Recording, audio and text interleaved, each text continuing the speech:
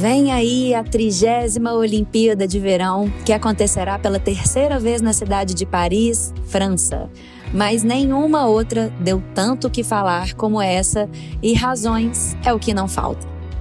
Primeiro, porque a capital francesa acaba de passar por uma eleição histórica e os reflexos ainda podem ser sentidos, ou seja, os nervos estão à flor da pele, fora a já conhecida preocupação com ataques terroristas.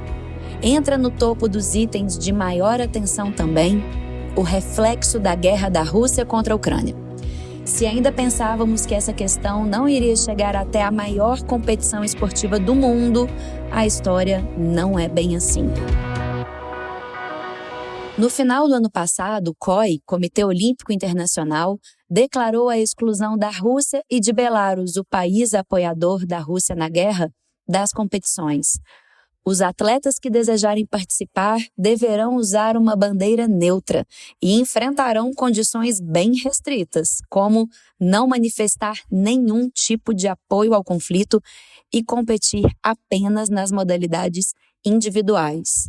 Bom, estudando e tentando entender toda a questão geopolítica que existe por trás dessa decisão, eu descobri a existência da Carta Olímpica, um documento escrito em 1899, mas que só ganhou esse título em 1978 e que foi atualizado pela última vez em 2013 e que seria uma espécie de estatuto para guiar o Comitê Olímpico e os países participantes, como os princípios, as regras, estatutos, incluindo medidas, sanções e procedimentos disciplinares.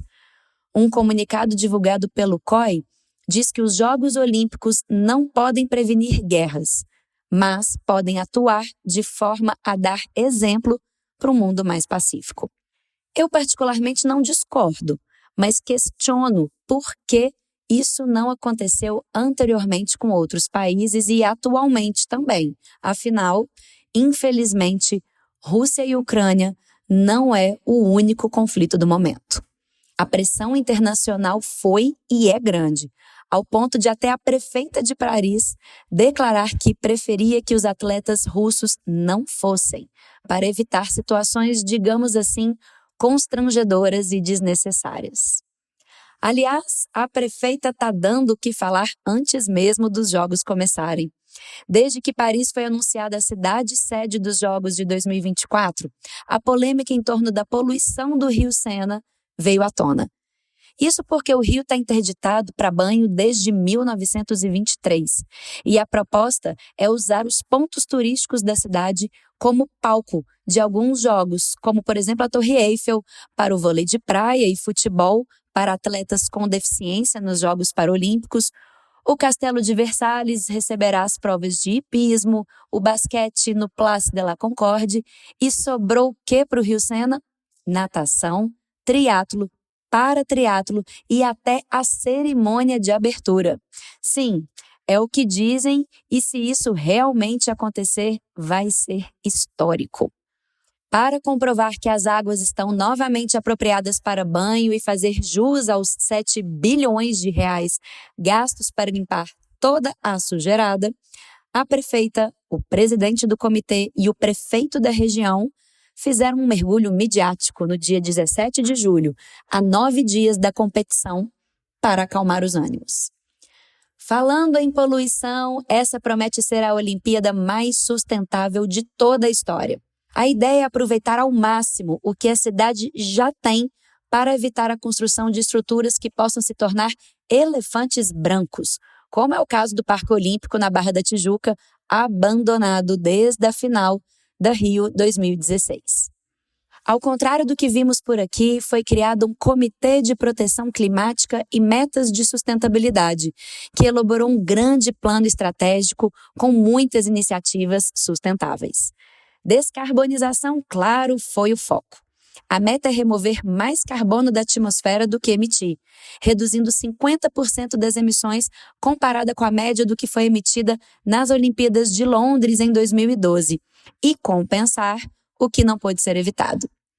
A eletricidade usada nas arenas virá de fontes renováveis de energia, como parques eólicos, solares e biogás.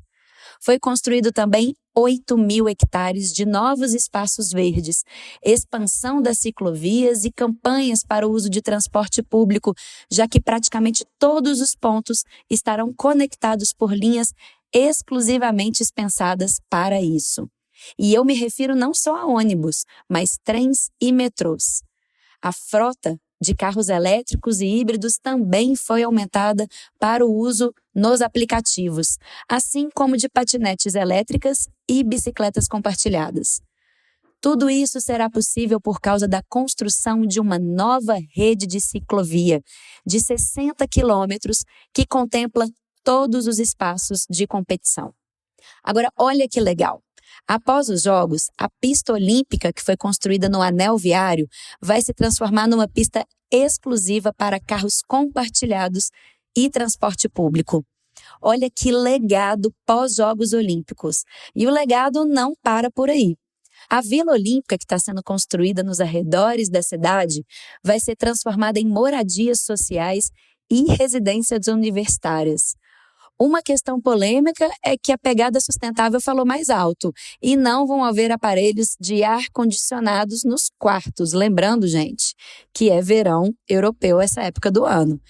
Bom, mas para amenizar as temperaturas e contribuir com o ambiente, foram usados menos cimento e mais madeiras nas construções, além das placas solares e vegetação nos telhados. Bom, com as centenas de milhares de pessoas que irão visitar Paris nessa época do ano, foi também pensado na quantidade de alimentos que devem ser ofertados e, consequentemente, nos resíduos que serão gerados. Pois 80% dos ingredientes serão de origem francesa, para fomentar a economia dos agricultores locais, e pelo menos 30% serão alimentos orgânicos. Os produtos à base de plantas terão a oferta dobrada e as carnes animais reduzidas pela metade, pelo menos nas praças de alimentação das competições. Já no restaurante, que vai atender uma estimativa de 15.000 atletas, foram desenvolvidas mais de 500 receitas que utilizarão cerca de 3 milhões de bananas, 20 toneladas de café e, para atender às normas de sustentabilidade, 47.000 pratos reutilizáveis. O reaproveitamento de materiais também foi pensado em todos os detalhes. 2 arenas vão receber 11.000 assentos feitos de plástico reciclado, recolhidos pela prefeitura da cidade, mais exatamente 30 toneladas. Ah, olha que massa! Todos os pódios também foram feitos de material reutilizado. No aspecto social, a diversidade e inclusão também está em jogo. Pela primeira vez na história das Olimpíadas, vamos ver a mesma quantidade de atletas masculinos e femininos. Já a delegação brasileira vem composta por 55% de mulheres, assim como acontece no censo, né? Já que mais da metade da população é formada por mulheres. E olha que bacana! A expectativa é que o Brasil bata todos os recordes de medalhas. E isso diz muito sobre a presença das mulheres e o estímulo e apoio a essa presença maciça nos Jogos Olímpicos. Outra grande novidade é a estreia do breaking nas competições, um estilo de dança que surgiu lá nas periferias dos Estados Unidos na década de 70. Ou seja, vamos ver também mais pessoas da periferia ganhando protagonismo. Afinal de contas, sempre quando um atleta vai às Olimpíadas, é contada a história e todo o percurso que ele fez para chegar até ali. Com certeza, vamos ver muita gente que ainda não tinha os holofotes virados ganhando notoriedade. E assim como vimos na Copa do Mundo, essa competição também promete ser marcada por muitos protestos e manifestações em torno de questões sociais como racismo, xenofobia e direitos humanos.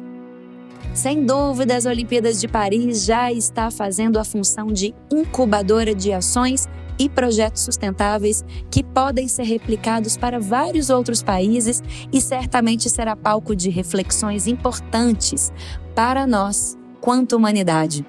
Todas essas medidas propostas pelo COI refletem uma tendência crescente de integração de valores ESG em estratégias de negócios independente do segmento e demonstram o compromisso com a inovação e a responsabilidade do poder público, privado e da sociedade como um todo. Nesse quesito, sim, todo mundo vai sair ganhando. Eu vou ficar de olho e espero trazer aqui um episódio contando de tudo o que aconteceu, que deu certo ou não, no quesito impacto social e ambiental. Gostou desse episódio? Siga o nosso perfil e lembre-se de classificar o nosso podcast com 5 estrelas. E claro, compartilhe com os amigos. E tem mais conteúdos como esse no meu Instagram. Vai lá no meu perfil @SilviaCastroDC. E até o próximo episódio.